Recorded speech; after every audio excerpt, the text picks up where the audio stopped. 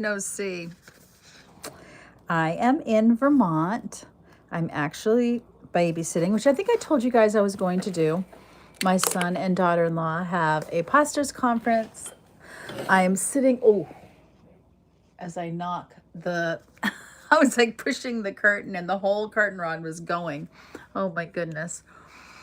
I'm babysitting while they're at a pastor's conference, and I have Yvonne and Jabari with me.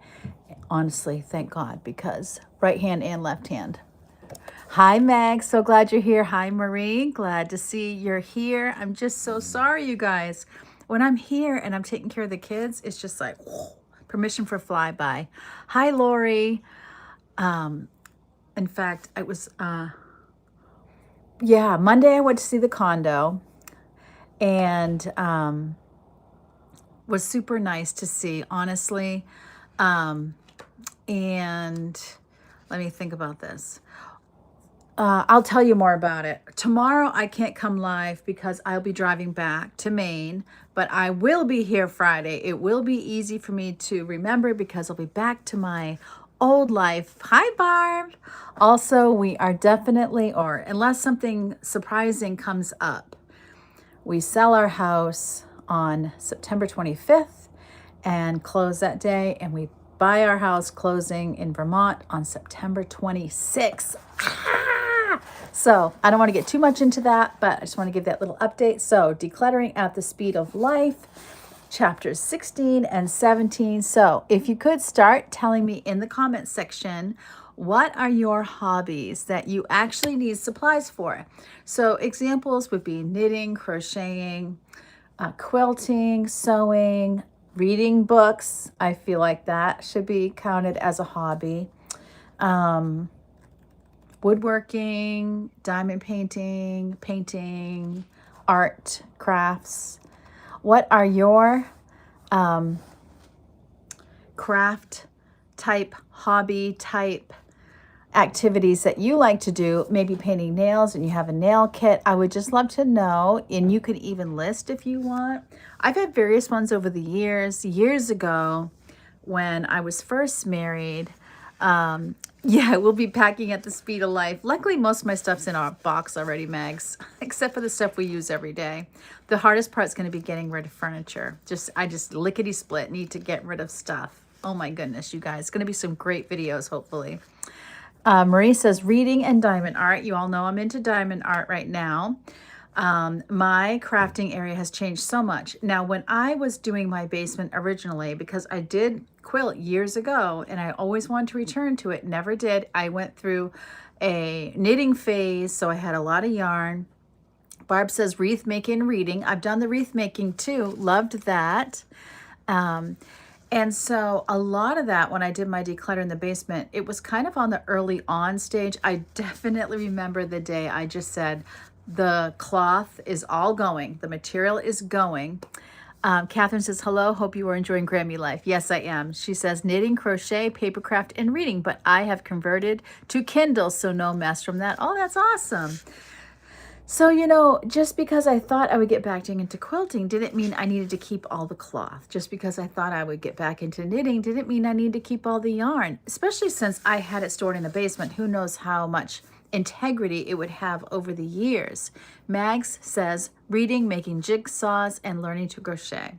Would love to know if you redo jigsaw puzzles or if it's a once and done. So she's stepping on us with these crafts. I'm telling you, craft rooms, craft closets. Oh, let me know, where do you keep your supplies? Are they in a closet? Do you have a special room?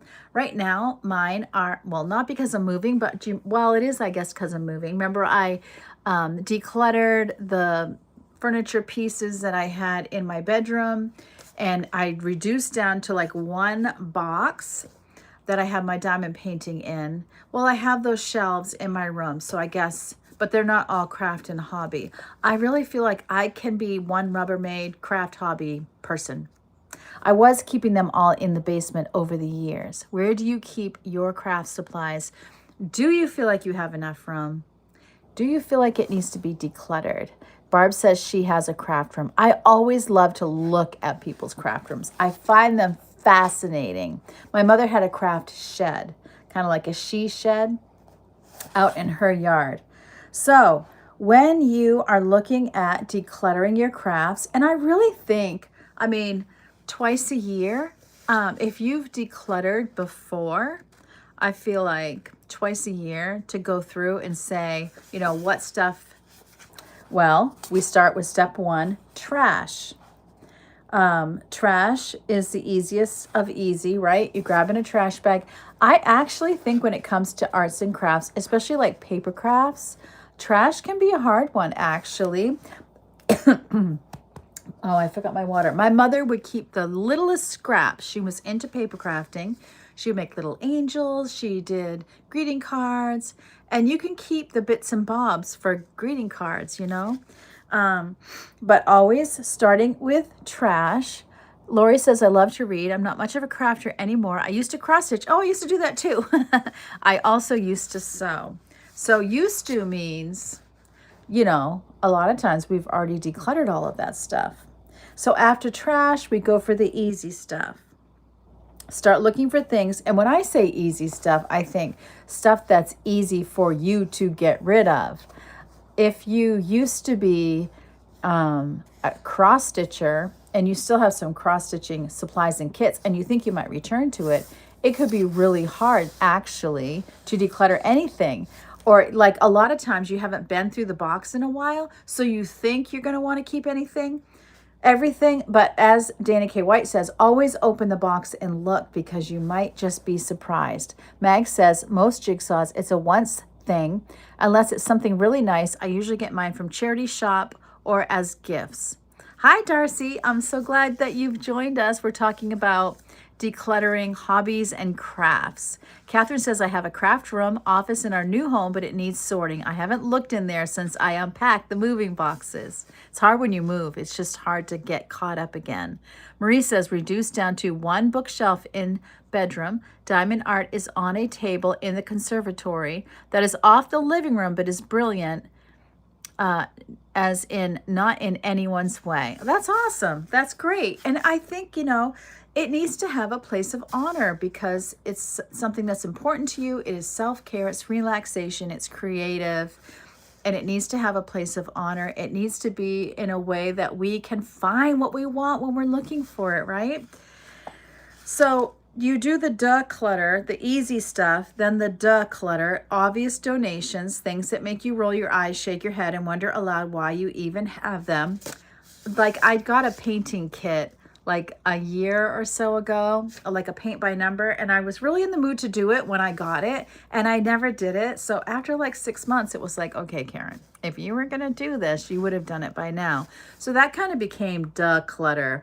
Or I think of craft supplies, our fantasy self gathered when we're actually not going to do those things, and we kind of know in the back of our mind, we don't want to admit it to ourselves. Also, books. I started a book. I don't like the book. I put it on the shelf. I intend to finish it someday, but I haven't finished it. I feel like declutter that book, free yourself, and then you can move on to books that you really do enjoy. So she's saying after the declutter, we're moving on. Do you have an easy time or a hard time decluttering your hobby things when you probably aren't going to return to it, when you're probably done with the project, once you're done with the puzzle, once you've read the book? Are those things that are easy for you to declutter, or is it tough? Now, obviously, if you just moved, it's tough for different reasons, but just on an emotional level, what would you say? Is it easy or is it hard? Marie says, my daughter wants to frame all her diamond art projects. She might run out of walls.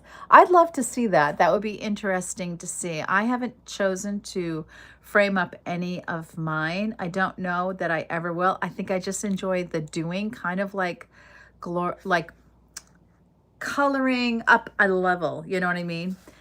Katie says, reading books for sure, and I have a whole room dedicated to my books. Whoa, so there's a container that's easy to deal with.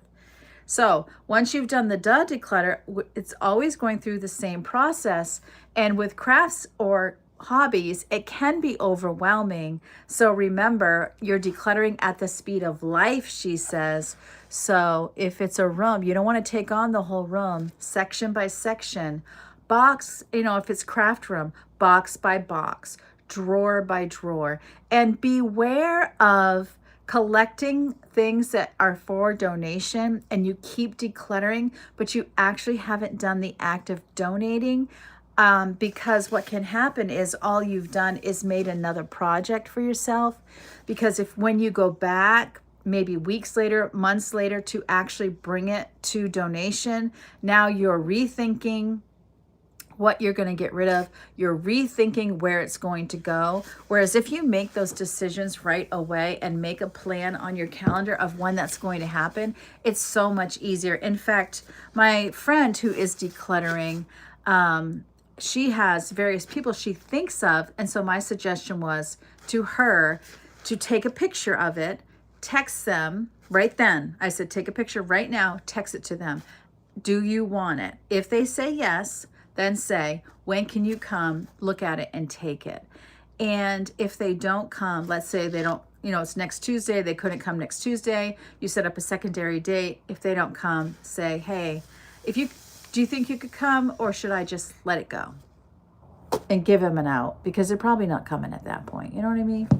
Mag says, books are hard for me to get rid of, and I will reread some books. And I think if you reread books, then it's a good thing to keep the ones that you would reread. My daughter has a certain one, Rachel, she has one, it's called I Capture the Castle, I think it's called. And she reads it when she feels anxious. I'm not one to reread books, but some people really like the familiarity and it helps them to relax. So when you're decluttering these things, Katie says, yes, I find it hard to get rid of books too. I did donate a bunch at the beginning of the year. I reread also. Yeah.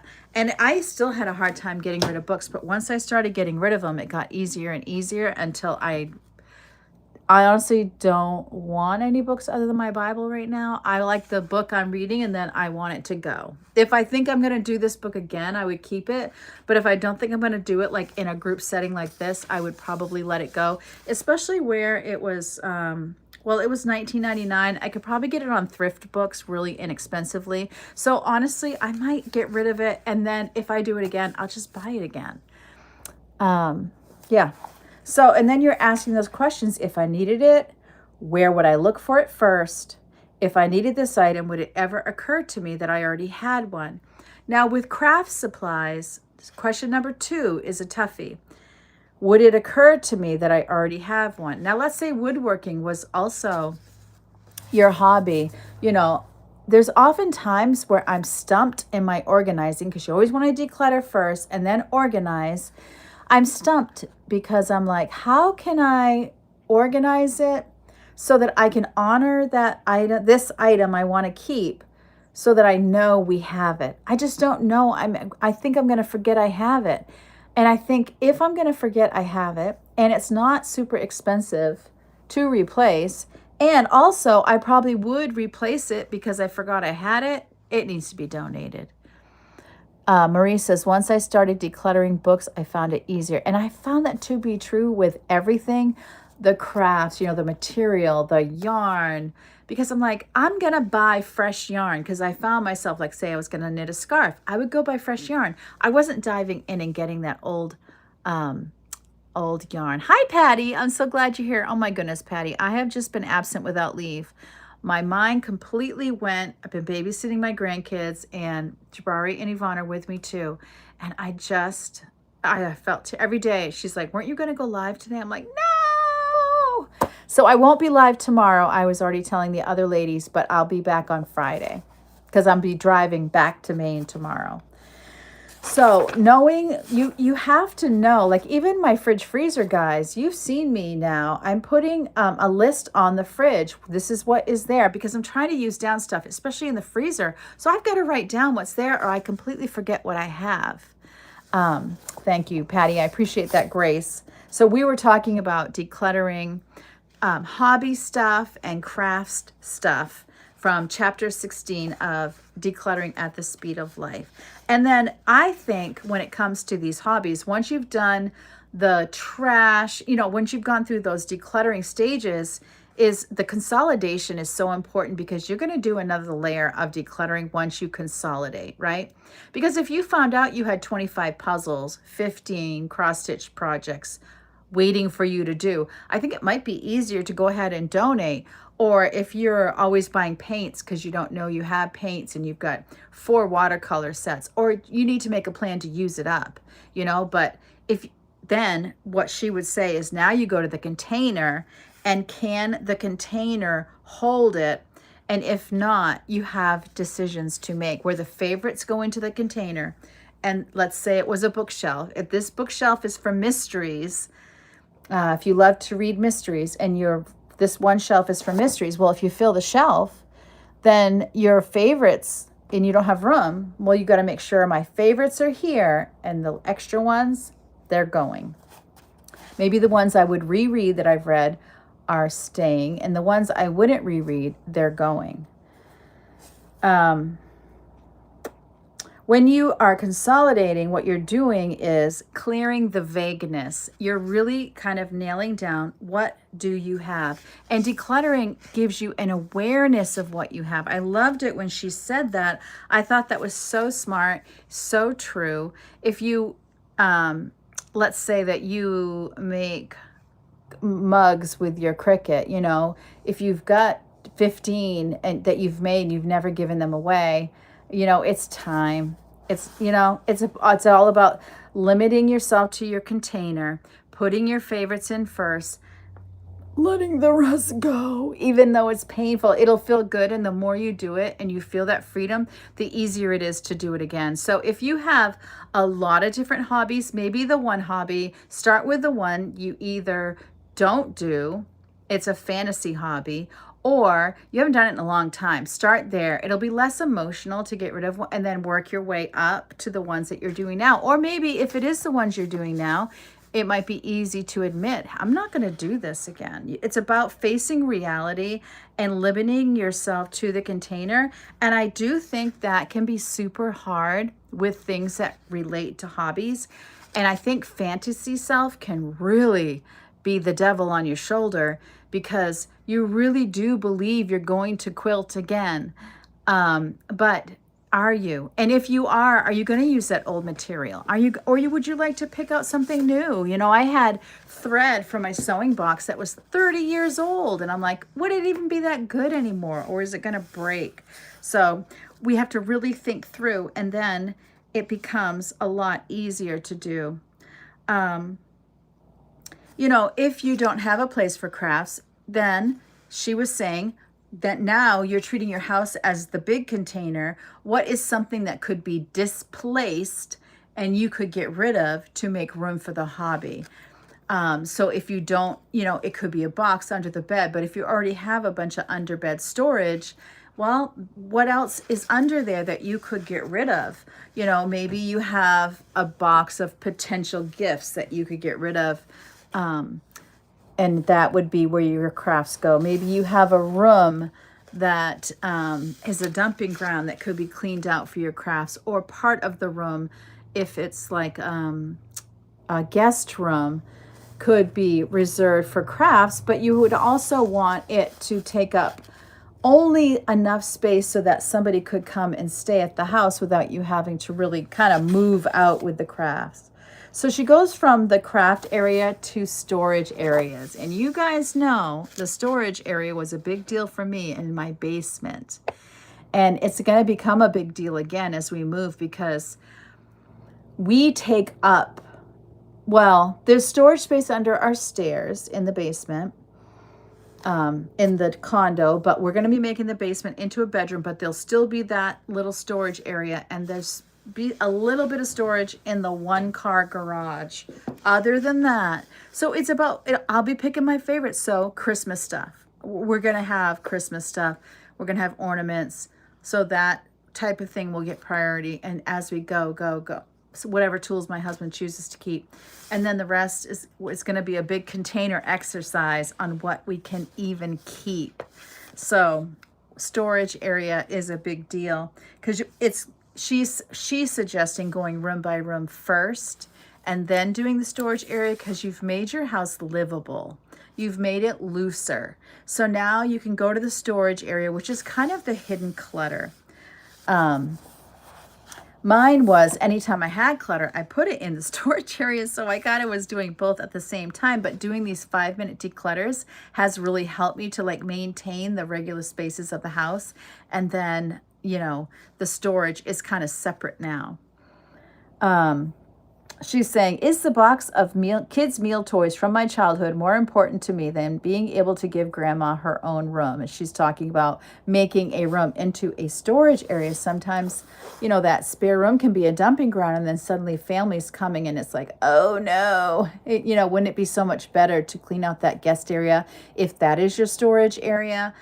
Before people come, or if you have to move unexpectedly. I think storage areas also, a lot of motivation comes from the idea of Swedish death cleaning, of like, I don't want my kids to have to deal with this.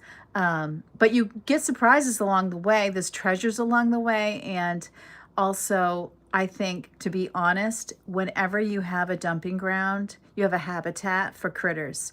And so I just think health and safety, it's best to have things organized, boxed up.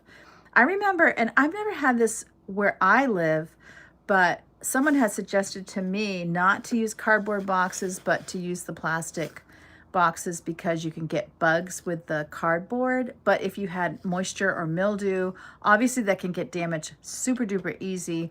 Whereas if it was in a snap lid, any things that need to be stored, then even if you had like flooding or something, it just has a better chance of survival.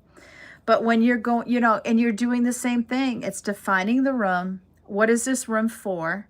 What do I want it to be for? That needs to take preeminence. And the other stuff has to be cleared out and decluttered. And then you're going to do the trash and the easy, just like before, trash, easy stuff, declutter. And she's saying the does will be plentiful here. The entire room may be a procrastination station. You'll likely find things that you already decided you didn't need. You thought you decluttered it, right? But for some reason you didn't get rid of it. Maybe you'll find boxes of things you meant to donate. Let me know if you could in the chats, like, where is your storage? Do you have garage, attic, basement, shed? Or is it rooms? Do you have no storage and you just have to find little cubbies and corners for things? I would love to know about it. It becomes very hard if I needed this item. Where would I look for it first? Label, label, label, label, label. When it comes to, that's the best thing I've ever done. And once I labeled, then even though no one's reading my labels, they would say, where's the blue paint tape? And I would say, go down the stairs, go to the left. All the way far is the paint. Where you see the paint, there's a blue box. In the blue box is the paint. Like, I remember, Marie says that she has an attic. Attics can be tough because it can be very hot in the attic to try to declutter. At least in the basement, it was kind of cooler. But it was hard to film in because the furnace was always going off, or always is. Always declutter before organizing. That's super important in your storage areas. Don't go out and people kept telling me all along the way, stop buying Rubbermaids. Stop buying Rubbermaids. You're not going to need them. And so that was pretty exciting when I saw that they were correct. And did I buy some along the way? Yes. But now once I did it, it was really because I had decluttered. And then when I decluttered even more, I took the boxes I didn't love as much, and those were the boxes I used to bring things to donation. If I needed this item, would it occur to me I already had one? I find that to be a tough one in storage areas. And so that's why once you've done your trash, your easy declutter, your declutter, then asking the questions, where would I look for it? Because consolidate in a storage area. Like items have got to be together. That's why I so badly wanted the shelves. I pictured them all around the room, and I wanted to have dedicated shelves for each category. And then once you've pared down more, it can be a shelf for each category. And then maybe a box. Barb says, I have dedicated a dedicated room for storage. My house is 4 bedrooms and only my daughter is still home. So one of the bedrooms is my craft room and one is my storage room. Good. And you have it defined and everybody's happy with it. I think that is wonderful. You know, that's the goal. Those small useful items tend to be the ones I forget I have, and I am still a work in progress. But even if I had a miscellaneous box and I could put an inventory list on it, and what I would do is I would get like a clear box and then I would either type or write a list of things, put it on the inside of the box so the paper doesn't get ruined with tape, so that I can just scan and see what I have. But a lot of times, honestly, if it costs under $20 or $10 and I don't think I'm going to remember I had it, it goes in donation, and that just becomes kind of a no-brainer. I've been trying to convince my husband, like we had to buy decking screws. We had to buy a whole box of decking screws. And I'm like, all right, once you finish with the deck, could we just get rid of the rest of the decking screws? You know, because we're not doing another deck. Well, of course, now guess what's on the back of our house, our condo, is a deck. So he'll probably want to make sure that we don't need it. We'll maybe keep a few and then that's it. What's weird is it's one big deck that us and our other townhouse neighbors own. I'm not quite sure how that works when you need to replace something. Marie says, I had a massive declutter in the past 3 months, so it's fairly empty now, bar Christmas, computer desk, and some extra kitchen tiles, 5 photo boxes. That's wonderful. And we're all working to get there for sure. No matter what you're thinking no matter what you were thinking when you stored the snow cone maker, if you wouldn't look for it, put it in the donation box. Yeah, if you would not look for it, it needs to go. And then making it fit again is you have a certain, and I would even say, like you have a room. You want to be able to walk, you want a path, you know, you want to be able to walk through the room.